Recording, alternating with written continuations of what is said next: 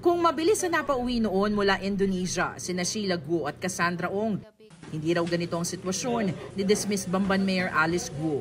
Hindi ganun kasimple, pero there are other issues between Indonesia and the Philippines that have to be resolved when it comes to this. Marami tayong pending incidents. At baka malagay si Alice Guo sa gitna ng pending incidents para magkasundo ang lahat.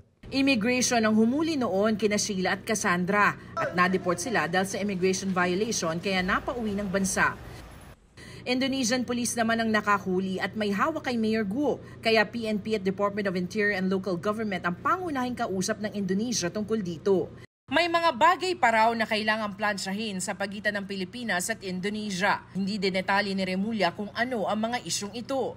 Pero lumalabas sa ilang Indonesian news websites na kapalit ni Guo, hinihingi ng Indonesia na i-turn over sa kanilang Australian na si Gregor Johan Haas, isa sa mga most wanted na drug suspect sa Indonesia at sinasabing miyembro umano ng Sinaloa Drug Cartel ng Mexico.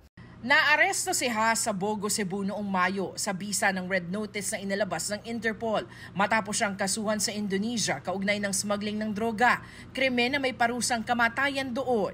Gayunman, magpapadala ng team ng NBI agents at senior prosecutors ang DOJ para umalalay sa pagpapauwi kay Guo.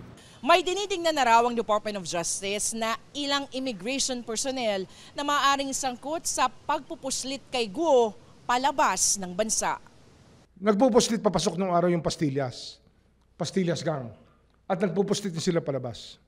Kaya alam natin, meron talagang gumagawa niya sa immigration. Yan ang ating tinitingnan ngayon.